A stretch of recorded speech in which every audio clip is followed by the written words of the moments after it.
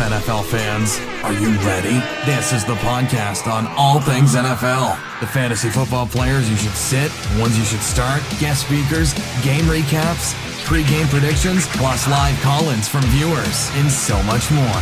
Welcome to NFL Talk Live with your hosts, Reigning Ravens 1 and Alex, a.k.a. PurpleSwordfish.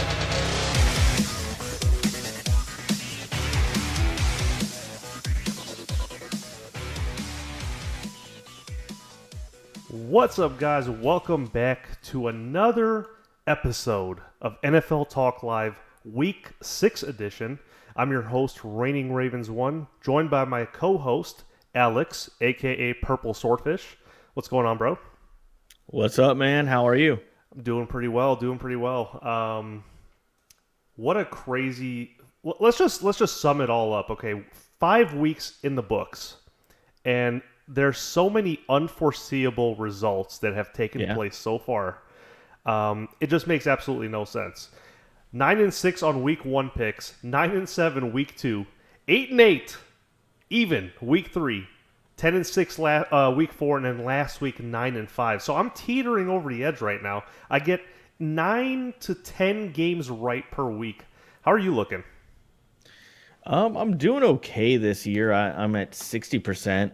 Right on my picks. I'd have to look up the actual win-loss record, but last week I broke even. I was 7-7, and I felt really good going into last week, but pretty clear. Yeah, I'm 46-31 on the year, but last week 7-7. That was my worst week total, and I felt really good going into that week. To be I feel fair, good though, about this week. So I don't know. To be fair, there were some very, very difficult matchups to foresee. In my opinion, you ask a Jacksonville Jaguars fan, they'd be like, "Oh yeah, I absolutely predicted my team beating the Steelers 30-9." You know? Oh man. So why don't we take a look at our Week 5 picks, see how we're doing? Okay. Let's do a little bit of a recap before we head forward. So I'm sure you have an opinion about this because it was the Thursday night game. It was actually a very good game, too. Patriots at the Buccaneers. Mm-hmm. I can't help but notice what else is there to say other than Nick Folk? And I had a meltdown on Twitter.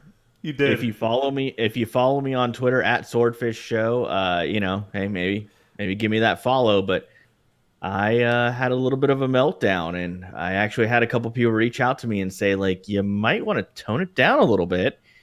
Nick Folk might see those tweets and be pretty pissed off, but I gotta be honest with you. Well, you and some other people. I'm like, dude, you better chill, because as soon as this guy hits the locker room, he's gonna block you. Well, he'd miss the block button. You know, I mean, he can't hit anything right now, but I got to say, I sit there and I look at it and I go, okay, before halftime, they took a really long field goal. That's a 50-50 shot.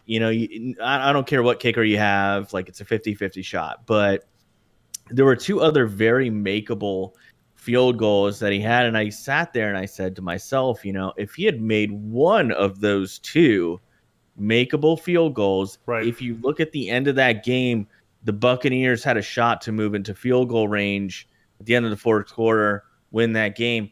I think special teams play led to the Buccaneers losing that game. I don't think it was Tom Brady or the Patriots doing that. The Buccaneers defense surprised me. They really surprised me. They held Tom Brady in check. So, really bitter. I think that comes across if you follow me on Twitter. But yeah, I think the Bucs should have won that game. It comes down to the kicker. It does come down to the kicker. I mean, you look at the kicker. Nick Folk was 0 for 3, and I believe he was he also missed a point after attempt, didn't he? He did. Yeah. So, that right there, you look at that score. It doesn't take a mathematician to show that, hey, they make those kicks. That's a Buccaneers win. Unfortunately, they didn't. But in my opinion, I think the Buccaneers outplayed the Patriots that night. It was a good game. Yeah, but I mean, you said it on Twitter. A kicker is like a life insurance policy. a good one helps you out a lot, and not having a good one is going to be a huge detriment. So Okay. I mean, it was a great analogy. That was a decent paraphrase. I believe the exact quote was, having a good kicker is like having an insurance plan. You're good if you have one, and if you don't, you're a garbage human being or something like that. So something along those lines. But thank you for the very generous paraphrase. Moving along, the Sunday games. So let's get past Thursday. Let's get into the Thursday or the Sunday games. Eagles proven against the Cardinals of all teams that they are who we thought they were. That is a very, very good team. Yeah. You know, honestly, if probably the best team in the NFC right now as it stands. I know we're going to be talking about that as we get into our Week 6 picks.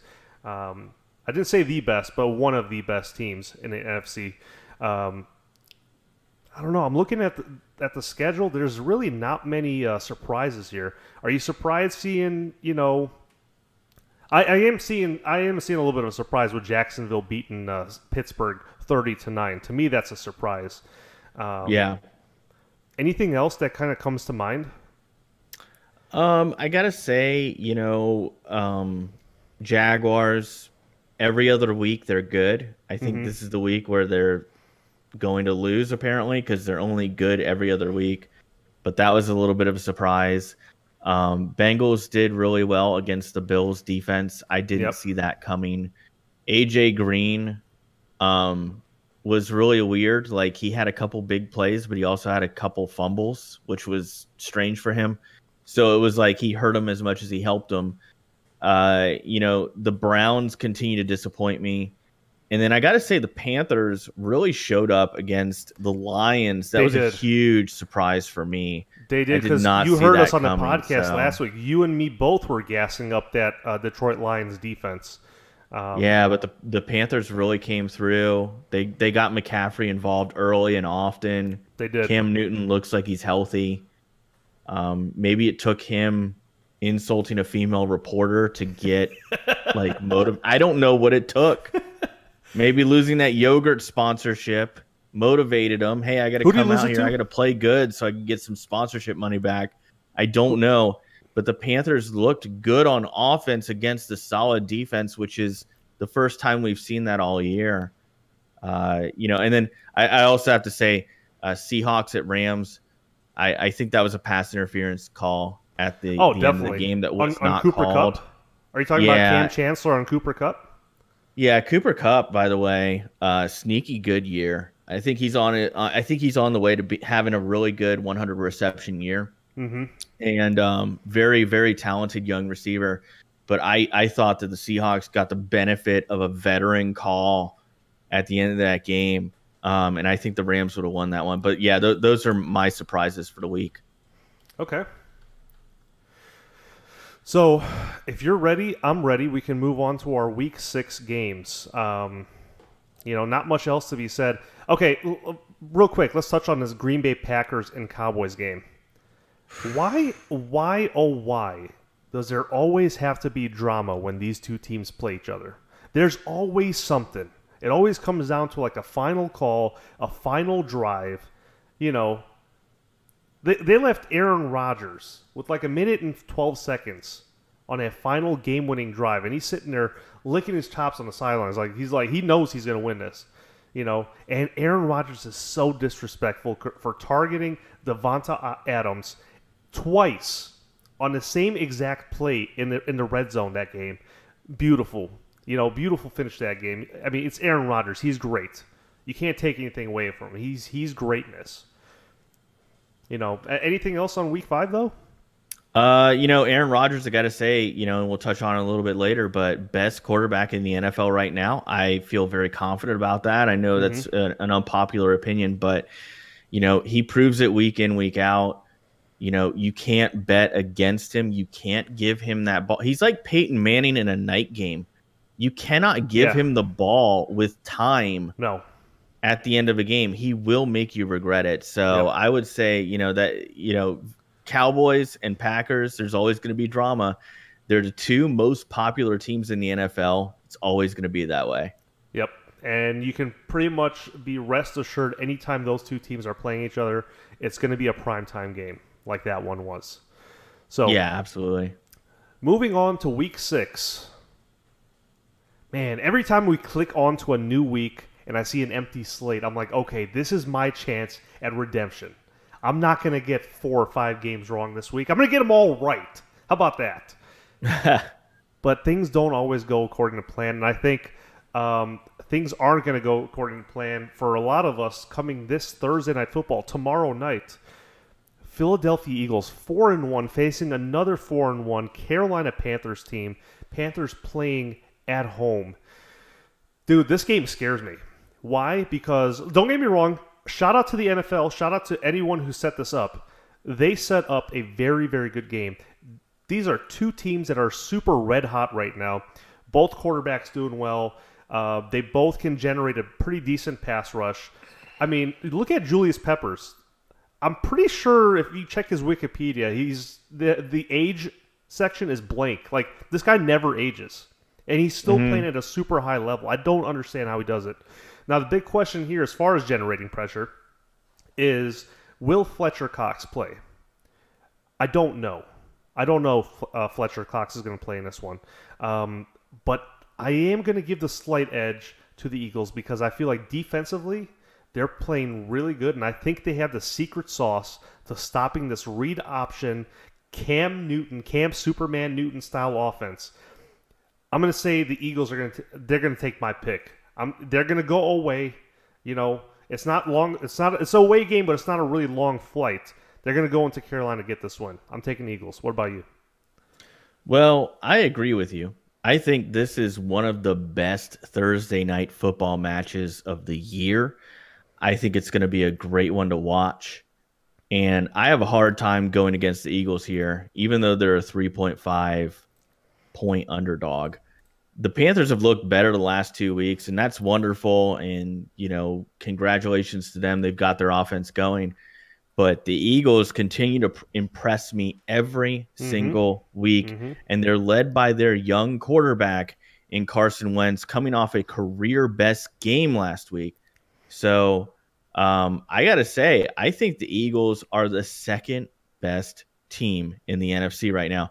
I'm taking the Eagles in an upset. Okay. Both Philly and Carolina are strong against the run, so I think this is going to be a passing game.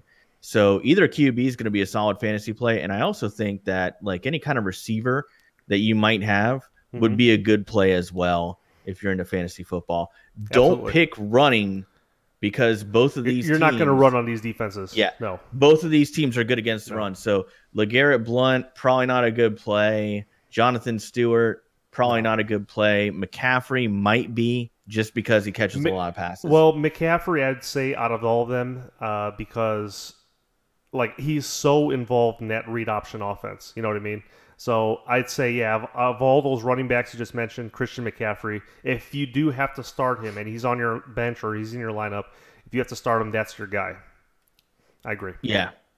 So we're both taking the Eagles in an upset win. It's not really an upset. They're both 4-1.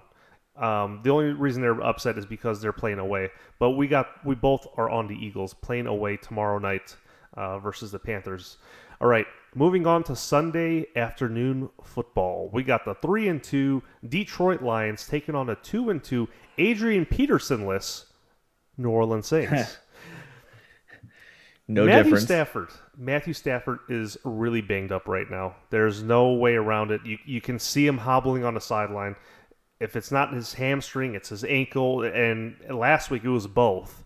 I think this is a scary matchup because the Saints are coming off of a bye. They've been resting now, and they're playing at home, which is a scary thing to go up against. The Saints may be able to get their mojo back because of that, having all the rest, having more practices. If they win this game, I'm calling it right now, PurpleSwordfish, and this is all on record. If the Saints win this game, they are going to make a decent push for the NFC South. Okay. I do see this game, though, this Lions and Saints game, being a shootout game. Now, the thing is, do you take Drew Brees in a shootout, or do you take Matthew Stafford? I'm going to go with Matt Stafford and his Lions to go into New Orleans because he's got a lot more weapons than the Saints do. You know, better offensive line, better defensive line for sure. Lions just have everything. I'm going to go with the Lions. And if I do start someone in this one, I say go for Matt Stafford. Saints' defense is one of the worst in the league right now. He's going to dot him up. If you have Matt Stafford, dude, start it. Start him. What about you, Swordfish? So for me, despite last week's loss, I'm still really high on the Detroit Lions. Okay. I think they're a bona fide contender in the NFC. Both of their losses were unbelievably close. And I look for them to rebound this week against the poorest Saints defense. The Saints have looked good, and they looked really good against their last game with Miami. But who hasn't looked good against Miami this year? That's true. So I have the Lions in an upset. I'm not scared of the Saints at home. They're 0-1 at home. I don't think the home field advantage is going to be that big of a factor. So I do have the Lions in an upset. If you're looking for a fantasy play, I got to say it. Willie Snead is available in a lot of leagues. A lot of people dropped him because he was suspended, and then he wasn't a participant in practice last week and ended up not playing. But he should be back this game. He might be a sneaky good pickup for you if he's available in the free agency pool, and you might be able to get him really cheap in a trade too. And I think he's going to end up being their lead. Yeah, Willie Snead, I think he's going to be their lead receiver this year. Didn't his suspension get reduced 2 weeks? Wasn't it initially like 6 weeks? Or was I think it might have been. Yeah, I think it might have been. It got reduced to 4 weeks. And then last week he was supposed to maybe kind of sort of come back. And they said, well, you know, he's kind of like sore hammy. Yeah. So he's not going to play. But I think this week he plays, and he might be a really good pickup. He's a good complement to Michael Thomas on the outside. So, I mean, that would be my fantasy pick. Okay. All right. Next up is, what do we have next? Oh, this game is not even fair. This is not even fair, dude. The 0-5, the winless. We're talking about the winless 49ers taking on the Redskins, the 2-2 Redskins. This is almost not even fair, and I'll explain why. Redskins are coming off of a bye. They've had quite some time off. 49ers, although they are winless, they have lost all their games in the smallest margin in the entire league. It's been 3 to 7 points every single loss. And what doesn't help the 49ers here is the fact that they're playing their third straight road game. That's tough. Yeah. You got to play some games at home. You can't keep playing away, and that's unfortunately how the Madden, or not the Madden gods, but how the football gods have the set up. You know, it's the 49ers playing their third away game in a row, and they got to go and see the Redskins. Redskins right now look to be like a complete football team. A lot of people might disagree with me when I say this, but I think Kirk Cousins, up to this point, has done enough to legitimize himself as a franchise quarterback, and I believe he deserves that big contract that's owed to him. So I'm taking the Redskins in this one. Yeah, I have to agree with you on the Kirk Cousins point. I think it's really important to note that when people talk about not paying someone like a Kirk Cousins, I go, okay, cool. Well, who are you going to go out there and get to replace him? Right. Because what's available out there is pretty much in line with the next guy that I'm about to talk about here, and that's Brian Hoyer. And the 49ers are really bad this year, and it does come back to Brian Hoyer. He gives them below average quarterback play, and that's where you find yourself when you don't want to pay somebody to be a franchise quarterback. If you need proof of how bad Brian Hoyer's been this year, look no further than his 31 QBR rating on ESPN. I mean, that's really low. Remember, 100 is the top score.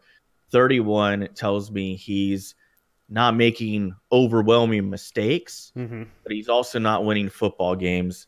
They're traveling from the West Coast. It's a 1 p.m. game on the East Coast. It's typically a disadvantage when you look at it historically. The Redskins, I think, are an 8-8 team. I think they have 8-8 written all over them. Okay. They need a couple more pieces to be a playoff team. But I do think they win this one. I think anyone in the Washington passing game is a solid play this week in terms of fantasy because the 49ers are 7th worst in the league against the pass. So I have the I'm sorry, not the Ravens. Ooh, I have the okay. Redskins winning this one and covering the spread. I skipped in my notes here. But yeah, I do have the Redskins winning and covering the spread. Okay. All right. So actually, we are 3 for 3. We have identical picks right now. It's looking pretty good. Moving on to the next game. An NFC North battle. The 4-1 Green Bay Packers going into Minnesota take on a 3-2 Minnesota Vikings. Right now, there's a lot of questions for anybody affiliated with the Vikings because they don't know what kind of quarterback situation they have. One of your favorite players, Case Keenum, came in and did reasonably well versus Chicago last week on Monday Night Football. I want to say last week, but it's actually a couple days ago, but technically last week. Case Keenum came in and did great. As soon as he came in, you can tell there was a difference. I don't know. I don't know who starts at quarterback in this one. Will they put Bradford back in? Or will they say, hey, Case Keenum, you did so well in Chicago. Here, go play another one. Unfortunately for the Vikings, I think the Packers have found something in Aaron Jones. For the previous 4 or 5 weeks, we've been criticizing the Packers for not having a decent running game. Well, guess what? Now they do. And because they do, I feel like they as a team, go from a pass-heavy team to now a more balanced offense. So defenses... It's so much more difficult for defenses to make a read on that offense. This is going to be back-to-back road games for the Packers, but it's not a problem when you got Aaron Rodgers leading the charge. I say the one keys to victory here is to contain the Minnesota pass rush. You keep Aaron Rodgers upright, contain the pass rush, man. Aaron Rodgers is going to make great things happen. If you're in fantasy, start Aaron Jones. And, why wouldn't you just start Aaron Rodgers, right? So that's my pick. I'm taking the Packers to go away and win this game. What about you? Yeah, I have to agree with you. The Packers have been a quiet storm this year. They've put up a 4-1 record. A lot of people have been critical of them, but they've dealt considerably well with a lot of injuries. Mm-hmm. Aaron Rodgers continues to prove week in, week out he's the best quarterback in the NFL. I really do believe that. Currently, he is the best quarterback in the NFL, period. The Vikings have this weird QB situation going on. Sam Bradford's not going to play. I think Sam Bradford's career is kind of on the fringe. Like, it might be over because he went and he saw a knee specialist and they said there's nothing structurally wrong with the knee. Right. So a surgery isn't going to help you, but it is swelling up. And he looked really off in the first half of the game last week. And he even came right out and he said, I was dealing with knee soreness. And he wasn't able to throw balls correctly. He was underthrowing on a lot of throws. Casey Keenum starts this game. I do think the light at the end of the tunnel for the Vikings is Teddy Bridgewater might come back this year. So this year or this week? This year, not this week. Okay. Because they got to take him off the PUP list. But when they do, I think he will be the starter or at least be in that conversation. I hope Sam Bradford gets well soon. I hate to see his career end like this because I do think he's capable. It stinks that the knees just never really came together for him. However, I'm taking the Packers to cover the 3-point spread on the road. Okay. And I think anybody in the Packers passing game is a good play this week. So Aaron Rodgers, Devontae Adams, Jordy Nelson, if you have them, play them. And then Randall Cobb is another guy people sleep on a lot. He'll be a solid flex play. So might be a guy that you could trade for really cheap or maybe even pick up because he's available in a lot of leagues. Okay. All right. So we are 4 for 4 now. We got to go split here soon. And I think it's going to be on this next game because I think you're picking the Jets. Anyway, we got we got the 3-2 New England Patriots taking on the 3-2 also New York Jets. This is what people want to claim to be the battle for the AFC East, but it's not one. don't let the 3-2 record fool you. The Jets are legitimately a bad football team. This, to me, is the quote-unquote get-right game for New England. They made some mistakes in their past weeks. They're going to use this week to make an example of the Jets, number one, but also to address the areas of concern, both offensively and defensively. What you can say about the Jets, if there's anything good to say about them, is that they're running the ball very well right now. However, they have a limited passing offense. Whatever formula the Jets have now that got them to 3-2, let's face it, 5 weeks in, they have a winning record. Whatever they did to get there, it is not sustainable. This is not sustainable. You look at their schedule coming up; they are playing some big dogs. It's not looking good for them. And the cherry on top, New England. Guess what? They've been off. They played your boys last on Thursday Night Football. Remember that? Yeah. They've had the last 10 days off. The Patriots have, dude. Patriots are gonna have a whooping. This is probably my slam dunk game of the week. I'm taking the Patriots big time, covering the spread and more. Start whoever you can from the Patriots. It really doesn't matter. The Jets can't stop it. Alex? Yeah, I got to agree with you. The Jets have made me look bad this year when I said that they were the tanks. And good for them on that. But I have to say, I think, like you said, the ride is over. It's a tough schedule from here on out. Yep. I'm low on the Patriots defense, but they showed me enough last week in Tampa Bay to make me think they'll give McCown a hard time. I have the Patriots winning here, covering the 9.5-point spread. I think anybody in the Patriots passing game is a good play if you own them. However, I do think Brandon Cooks is set for a breakout game here. He certainly is. So you're also taking the Patriots then. I can't really woo you or kind of sway you to take on the Jets, or no? No, and you kind of hit the high point. You look at the 3 wins from the Jets, and it's almost like a false positive. Yeah. Win against the Dolphins, win against the Jaguars on the week where they were supposed to stink because they're only good every other week. And then they won against the Browns, who we'll get to this later, but I think the Browns right now are they have the worst quarterback play in the league. So I just think going into New England, going into Foxborough, they're going to have a hard time. Hey, here's some good news, though, Jets fans. You got the Dolphins the next week. Jay Cutler and company coming to town. Yeah. Okay. All right. So you're taking the Patriots too. Is that 5 for 5 now? We are 5 for 5. We have identical picks. This has never happened, by the way. For those of you guys watching, or if this is your first time watching this podcast, you're like, who are these two guys? They're totally pandering to each other. No, this is the first time this has ever happened where we have exactly the same picks. It may change in this next one, though. Let's see. I don't think so. We got the 2-2 Miami Dolphins going into Atlanta, the 3-1 Falcons. Dude, right now, like it's a dumpster fire for these Miami Dolphins. The fact that they've won 2 games, I don't know how they did. I really don't know what's worse right now. The fact that Jay Cutler is complete and utter trash, or if Chris Forrester is in some kind of weird relationship with a prostitute and he's doing blow on video. I don't. Oh my goodness, that video. There's so much the whole organization is such a weird place to be right now.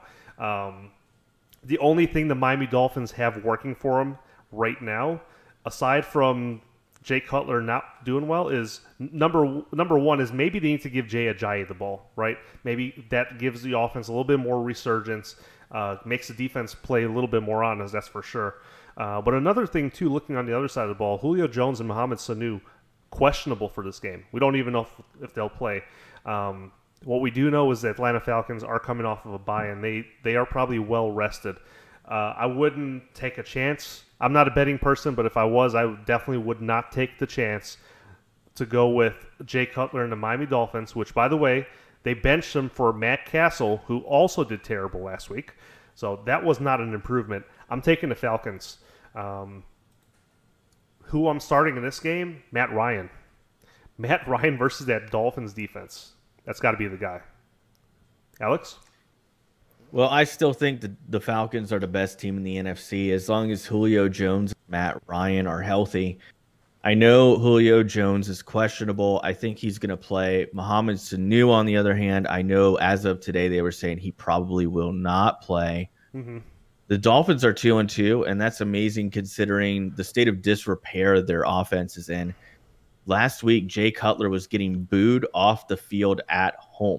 Okay, like that was really weird for me to watch, but I get why it was happening. That offense looks really bad underneath him, and it's just check down city. So the Falcons are playing at home. They're coming off their first loss of the year and a bye. I think this is their statement game. I think they come in. I think they win. They cover the 11.5-point spread. And then in terms of fantasy football, Tevin Coleman and Devontae Freeman, if you have them or they're available to you, start them. Play them, because it's two guys that I think are in line for a big game. I think this one's going to get out of hand really early, and the Falcons are going to run the ball a lot as a result. Okay. All right. Our picks remain identical. Moving on now. The 1-4 Chicago Bears, which just got through playing a phenomenal Monday Night Football game. They should be 2-3 had it not been for that amazing interception by Harrison Smith in the fourth quarter to put the team in excellent field goal range to win the game. So they're taking on my 3-2 Baltimore Ravens in Baltimore, no less. Again, I can't stop praising Mitchell Trubisky for his performance on Monday Night Football. I thought he did really good. He looked really good going through all his progressions like a pro. However, this week is special for him because it is his first road start as an NFL quarterback. His first time. The Ravens last week looked good, but can you blame us? We were playing against the Raiders, a team that's iconic for any ailing offense, which the Ravens have. So it's easy to look good on the Raiders defense. What really excites me here is we got a rookie quarterback coming into Baltimore, and we have so many veterans on his Ravens defense. The Terrell Suggs, the safeties. We got Eric Weddle. We got so many guys that know how to trick rookies. You're guaranteed to see Trubisky make a couple lopsided passes, maybe a couple picks here and there. This is going to be a win for the Ravens defense. The Ravens defense is flat out going to win this one. I'm calling it. I'm taking Baltimore at home. That's my pick. And if you got Baltimore defense and fantasy defense special teams, start them. I wouldn't bank on starting Joe Flacco because last week statistically was an outlier. I don't know if he'll play that well again this week, next week, or ever again this year. But what I can say is Ravens defense is still Ravens defense. Start them. What about you, Alex? So the Mitchell Trubisky experiment is off to an interesting start, and I was not impressed with his performance against the Vikings. I'm going to disagree with you on that one. Okay. He posted an 11-point QBR. He had a 48% completion percentage.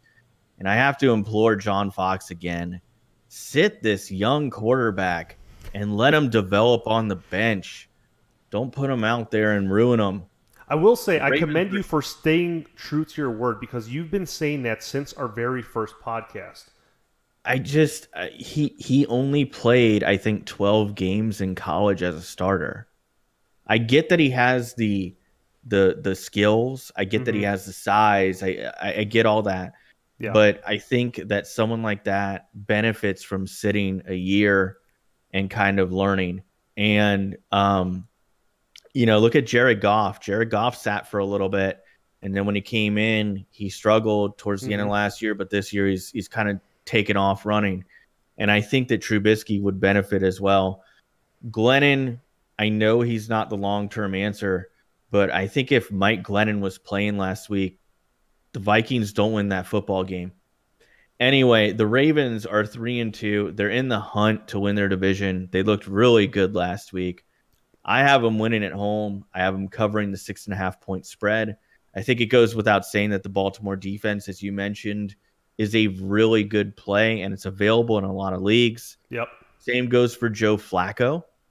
Joe Flacco looked really good last week. Might be a good play. Might be a streaming option if you're looking for a quarterback in a bye week. Okay. I can agree with that. So you're also on the Ravens then. Yeah, the trend continues, and I got to say, going into this next game, I don't think anything's going to change. Well, it might. Let's see. We've got the 0-5 Cleveland Browns taking on the 2-3 Houston Texans. Texans playing at home. Unfortunately, they are out J.J. Watt and Whitney Merciless. J.J. Watt is such a great player to have in this league for the NFL in general, but even more so for the Houston Texans. He's their leader. He's their emotional leader. He's their physical leader. He's their commander of that defense, and they just lost him for the rest of the year. I've seen a lot of talk online about this also being his last hurrah. Like, he's done. Like, he won't come back anymore. He's played all the football he can play, and now he's done for sure. I don't know about that. It's just, message boards being message boards. The Browns, to me, are a team that is very, very obviously playing for next year. They benched Deshaun Kaiser for Hogan. Give me a break here. Deshaun Watson will Dude, Deshaun Watson for the Texans, this kid, he's on fire, man. He's got a couple good games under his belt now. Playing both away and at home. He's going to dot up this Browns defense. You watch and see.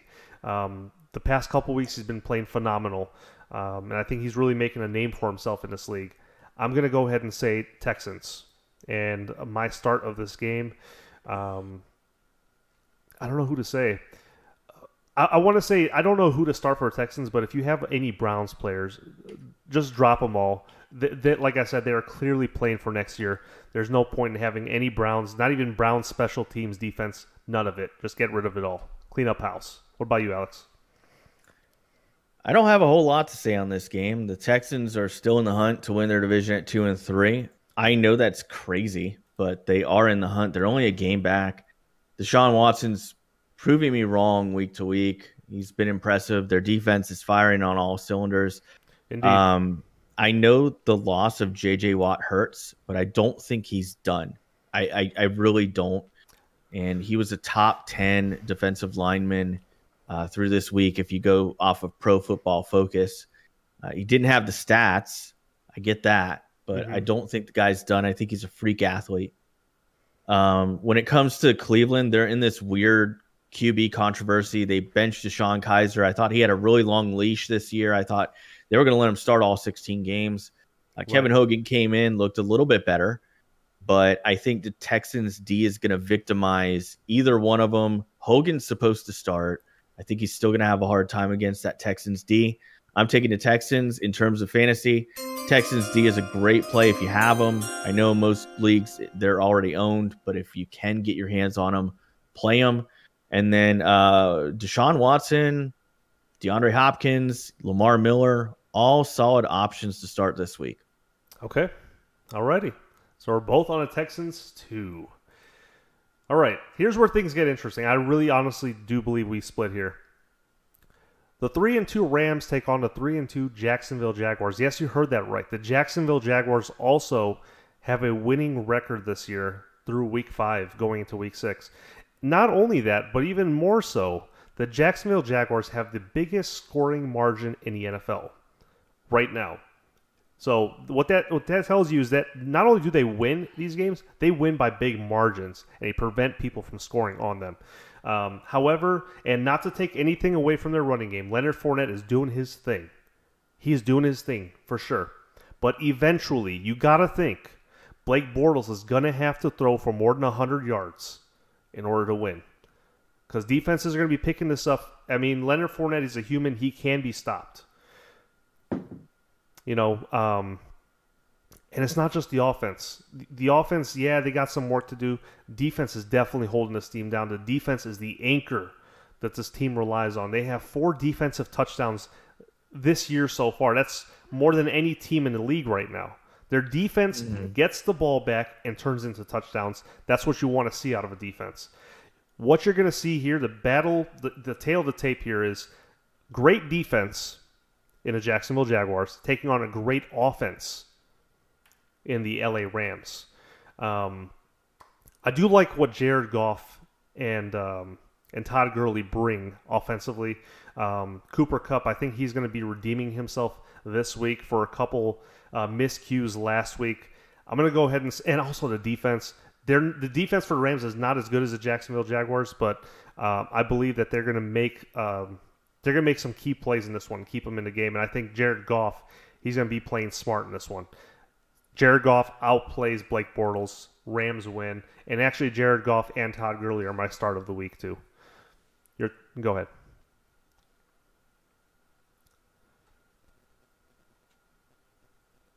But I think young, and they show a lot of promise, but they've both been a little bit inconsistent. Mm-hmm. Both looked good last week, even though the Rams lost a close one. However, the Rams have shown they struggle against the run, and the Jaguars have Leonard Fournette, who's just blowing me away this year. He is. I mean, he's been an absolute revelation for the Jaguars. With the Rams on the road going to the East Coast, I'm taking the Jaguars at home, covering the 2.5-point spread, and keeping their stranglehold on the AFC South divisional title. I think the Jaguars defense and Leonard Fournette are both solid fantasy plays in this game. Okay. Very well. So our picks are still identical. Moving on now, the Tampa Bay Buccaneers. They're sitting at 2-2 right now. If you're wondering how come we've played 5 weeks of football and they're still at 2-2, you have to remember Week 1 was a wash. They had, literally a wash. They had a hurricane come in. Anyway, 2-2 Tampa Bay Buccaneers versus the 2-3 Oakland Raiders, losing last week to my Baltimore Ravens. I had mentioned earlier the Bucs played the Patriots previously on Thursday Night Football, which means that they have extra time to prepare for this game. Hopefully, at some point of that preparation, they address the kicker position. Have they, Alex? Correct me if I'm wrong. They haven't, though. They signed a new kicker. Who is it? Murray. What's his first name? Jeez. Do I know anything about him? Has he played in the league before? He played with the Browns. Okay. That's not a great endorsement right there. Okay, fair enough. Well, at least they made a positive step forward. Patrick Murray. Thank you, Mr. Big Man. Patrick Murray, yeah. Thank you. So they made an effort to address that position, which, like I said, was the number one reason, in my opinion, the Buccaneers lost to the Patriots. Arizona's got a lot of problems, though. That offensive line. You think about Adrian Peterson. Will he find success in this game? I don't think so. He's going from a very bad offensive line in New Orleans to a terrible offensive line in Arizona. It's not looking good for him. His career's not on the up and up, in my opinion. Tampa Bay, I'm going to give them a slight edge because they do have a better defense, and as I mentioned just now, they're going to make that offensive line look silly. And Tampa Bay they've got a lot of injuries, but even with those injuries, defensively, I think they're going to be they're going to be manhandling this offense, and look for them to get a couple defensive takeaways, maybe a pick or a fumble here and there. They're a very physical bunch, that Tampa Bay defense. I'm taking Tampa Bay. Yeah, I agree with you. I think the Bucs would have won last week if it wasn't for bad kicking. We covered that earlier. I think, if Patrick Murray doesn't work out, I think the best option for Tampa Bay is just going for it on fourth and attempting 2-point conversions the rest of the year, like they're playing Madden. But the Bucs offense is legit. The Cardinals defense has struggled with the Cardinals struggling to move the football. That does tie into the offensive line, as you stated earlier. Right. I don't think Adrian Peterson is a solution for them because I think the problem is the O-line. So, you look at David Johnson before he got injured. He wasn't even really doing that well behind that O-line. I don't think Adrian Peterson has any effect on this game whatsoever. I have the Bucs winning on the road. I think they covered a 2.5-point spread. It's very rare for an East Coast team to go West Coast and have a 2.5-point spread, but I do think they win this one. I like Doug Martin here as a fantasy play.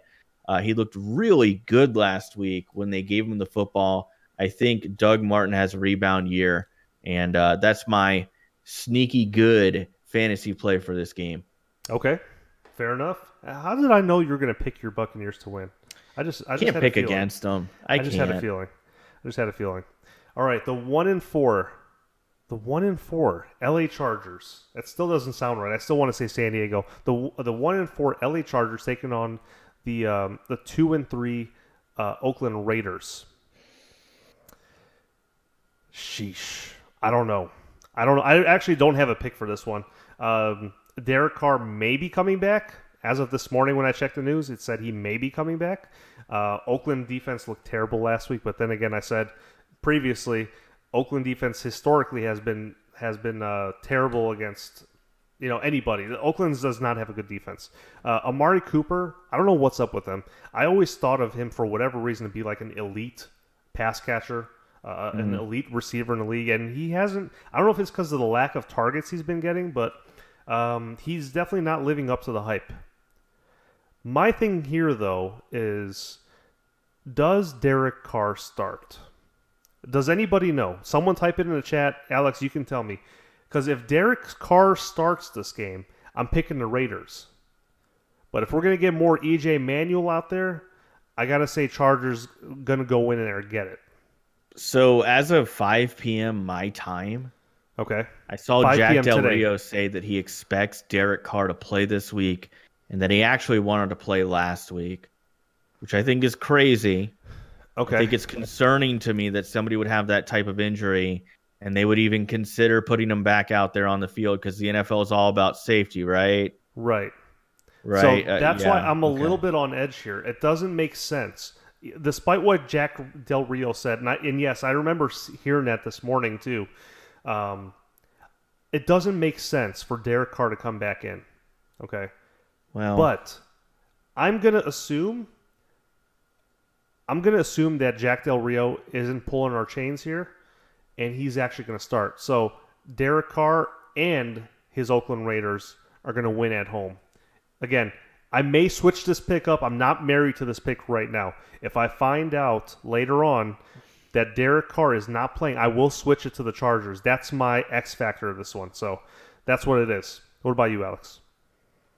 I'm actually going to take that same option because I changed my pick while I was researching for this week. So okay. I saw that Carr was playing. I had the Chargers winning, and then I saw that he was going to play, right? So I had EJ Manuel starting. I go, hey, Chargers are going to win. Saw Carr might play. Well, Jack Del Rio says he's going to play. And I say, hey, he's, changes the whole thing. So with EJ Manuel at QB, I thought the Chargers would sneak away with a win on the road. Yep. With Carr playing, I think the Chargers will struggle. It's time to blow it up in Los Angeles. Like, get what you can for Phillip Rivers. Excuse me, Phillip Rivers. There you go. Yeah. There you go. Whatever you can get for him, get it now. Any other veterans that have value, probably trade them, try to get picks. What they have out there in Los Angeles isn't going to be a playoff team again. It's really unfortunate. I thought they would pull it together. Yeah. Have one really good playoff run, but it just doesn't look like it's in the cards. I think the Raiders win. I think they cover whatever spread Vegas sets as long as Carr plays. If Carr plays, I think Marshawn Lynch is a good play. The reason why is I think they're going to look to protect Derek Carr and limit his dropbacks and try to run the football. So I think Marshawn Lynch is going to get a lot of work. And even if EJ Manuel plays, same thing. They're going to try to protect him. Marshawn Lynch will be a good play, as he was last week. Okay. Alrighty. We got identical picks, brother. Identical. We disagree on the Rams and the Jaguars. Okay, so that just that one. But that one so far. Our picks are looking pretty doggone identical.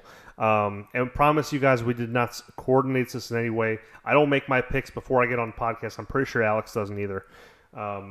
So 3 games left. We have one of our late afternoon games. 3-2 Pittsburgh Steelers taking on the 5-0 undefeated Kansas City Chiefs. Man, oh man. Pittsburgh, they suffered a tough loss against the Jaguars last week. Hey, Pittsburgh fans, Steelers fans, look, we get it. They did the same thing to my Ravens. Us Ravens fans can sympathize with you, okay? But Big Ben had 5, hold on, I got an ESPN alert. Okay, he's got 6 interceptions. He just got another pick. Jacksonville just picked him off again. 5 interceptions for Big Ben against Jacksonville Jaguars. Unbelievable. I don't know how good this Jacksonville defense really is. I don't know if it's because the Jacksonville defense is good or if it's Big Ben really on a decline. That may be a steeper decline than maybe anyone else had considered. However, Mike Tomlin is too good of a coach not to respond. But even with Tomlin's response, Chiefs look absolutely, unequivocally better at every single position in comparison to the Steelers. And actually, the Chiefs head coach, Andy Reid, he's in the running right now, in my opinion. He is in the running for head coach of the year. He's got to be, right? So that's my take.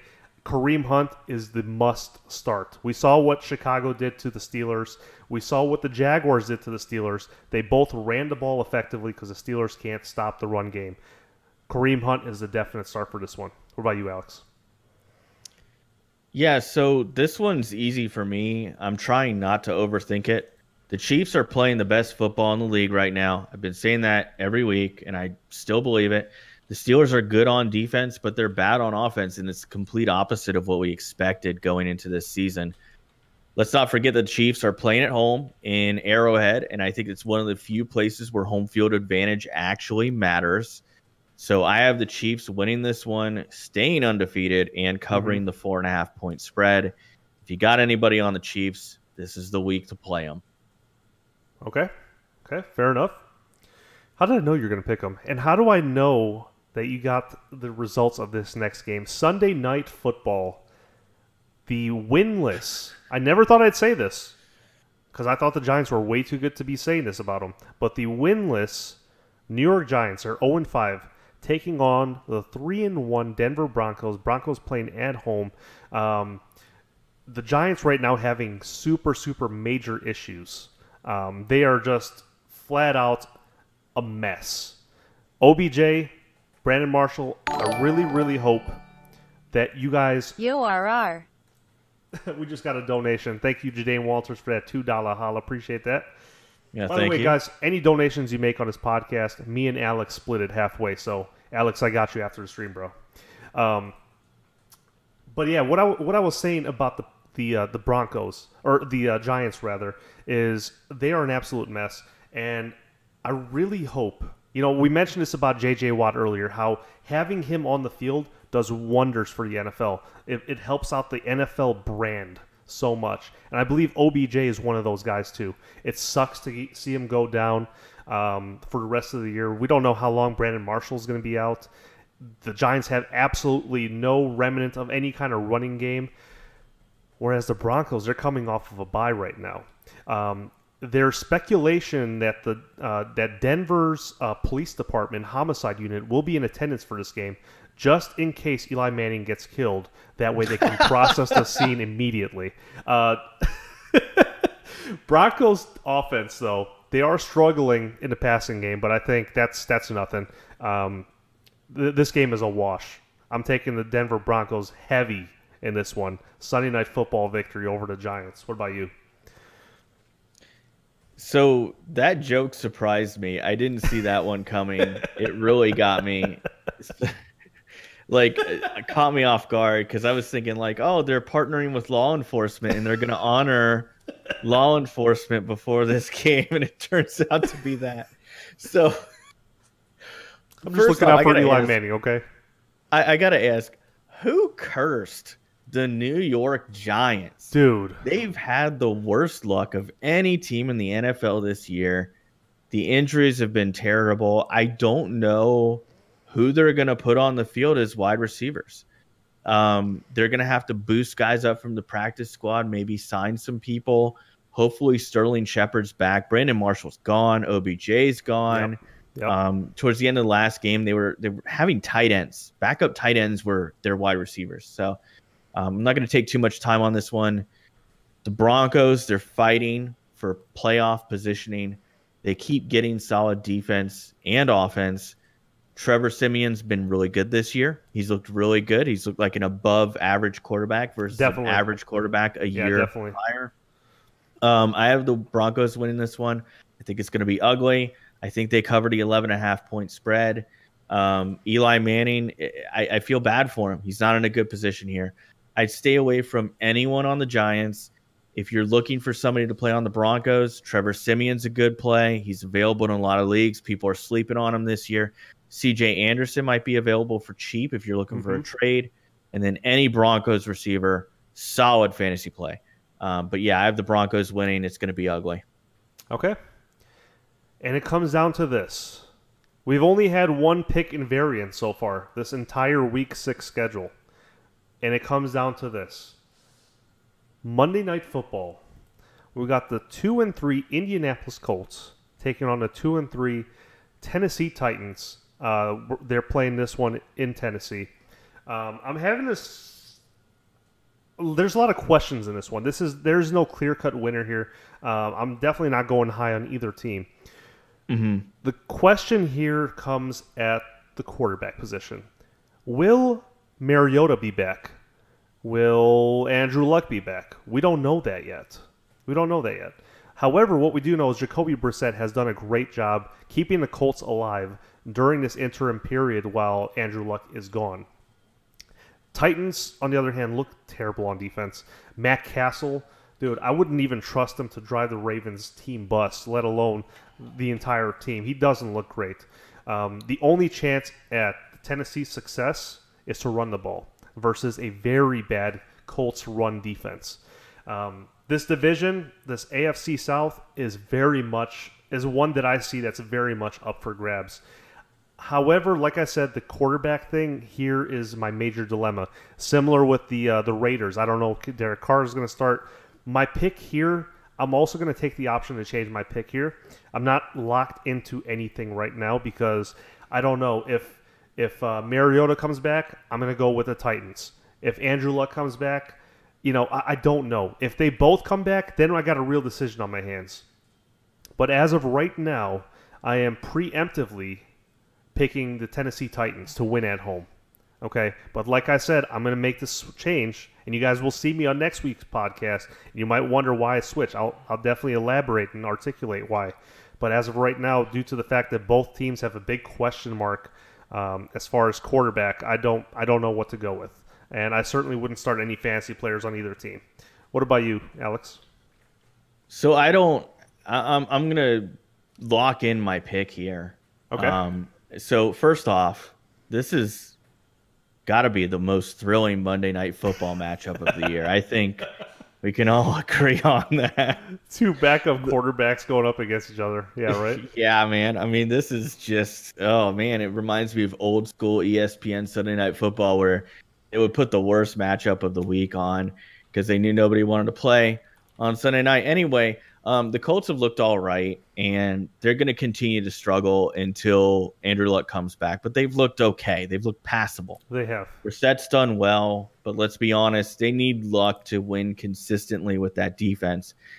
It is interesting that they're still in the conversation to win their division, and it just shows how much of a dumpster fire the AFC South is. Indeed. And it's a darn shame because it used to be one of the best divisions in football. Anyway, Mariota is expected to play this week.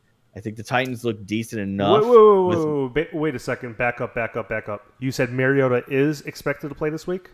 As of 2 hours ago when I did my research. They said well then I retract my statement. I am putting the Tennessee Titans. I'm locking that in. I'm not switching that up. I'm locked into the Titans. I did not know that. I'm just going off of what I saw in terms of from their coach saying, hey, we expect Marcus Mariota to play. But you know what? Even with Matt Castle, I'm still going to take the Titans here just because Castle, he does enough. Malarkey today disputed a report saying that he's going to need 2 to 4 weeks. And he even said that the NFL Network was wrong in what they reported. So he basically called the NFL Network out for fake news, which I think is kind of funny. That is pretty funny. I mean, you're the employee of the NFL, but you called out their network. Right. Anyway, I wouldn't play anybody in this game for fantasy football purposes. There is no line set right now. Mm-hmm. So I'm going to take the Titans, and whatever line they set, I'm going to take them to cover it. Okay. But I would not play anybody in terms of fantasy football because it's a Monday night game. There's too many injuries, too much to risk. But yeah, Titans.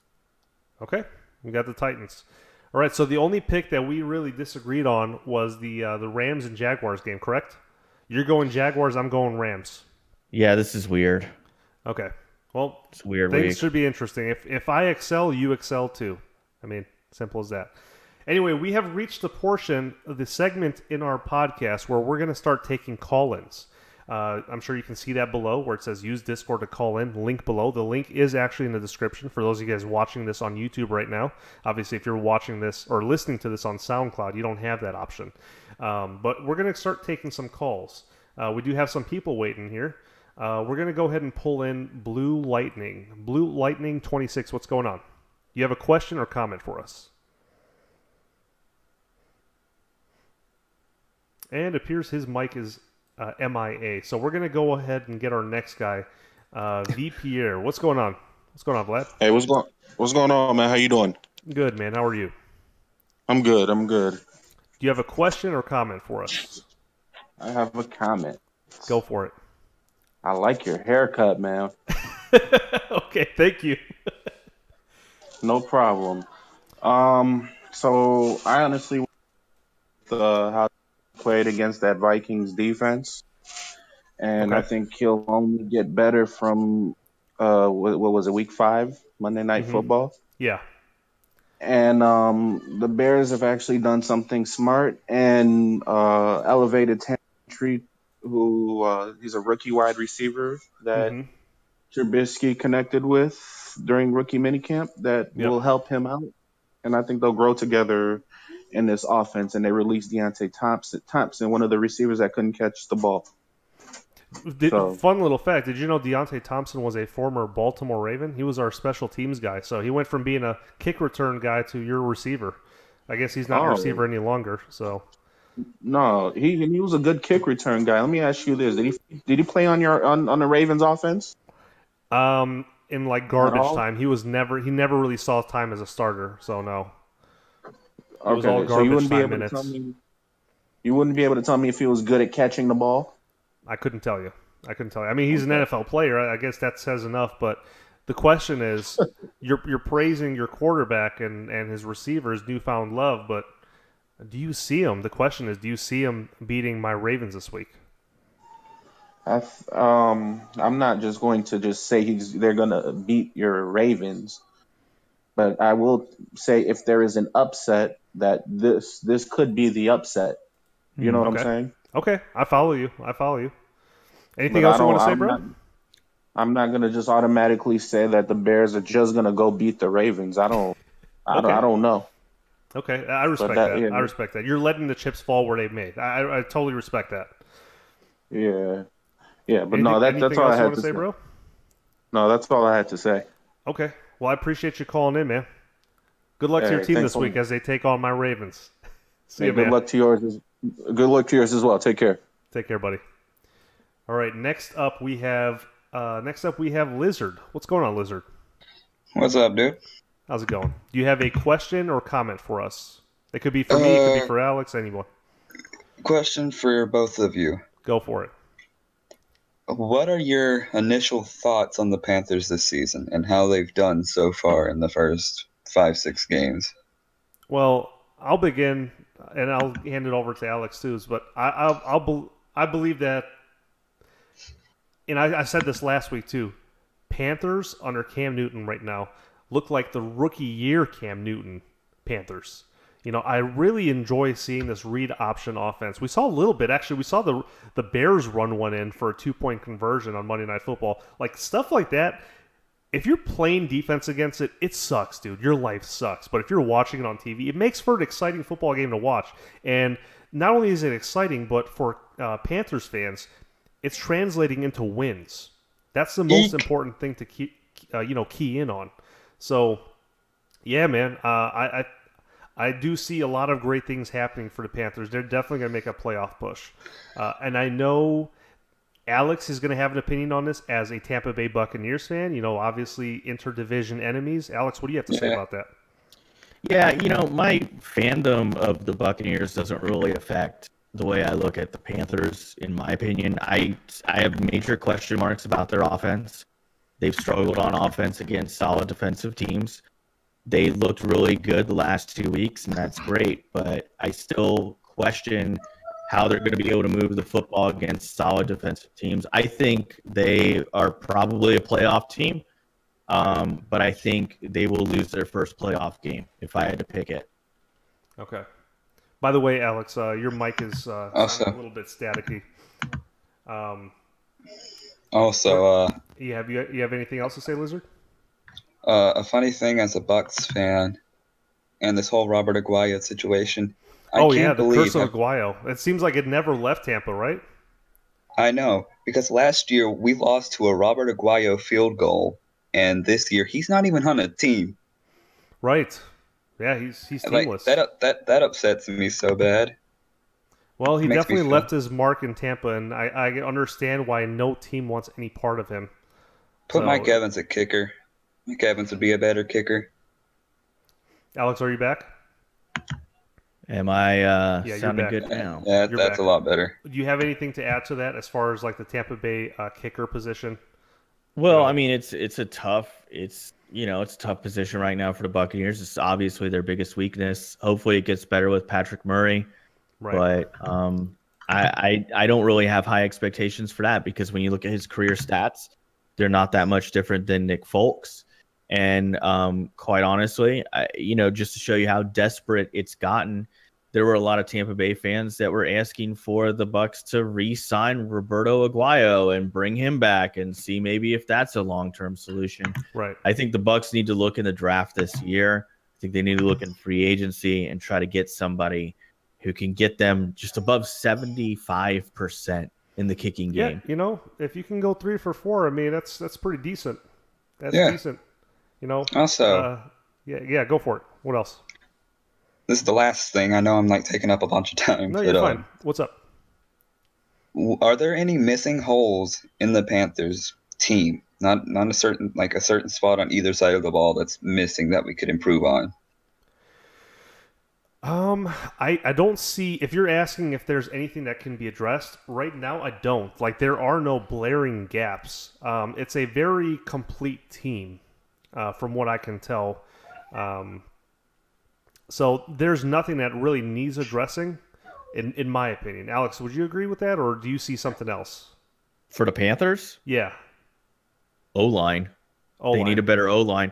When you look at when the Panthers have struggled this year on offense, it's been because they can't get Cam Newton protection.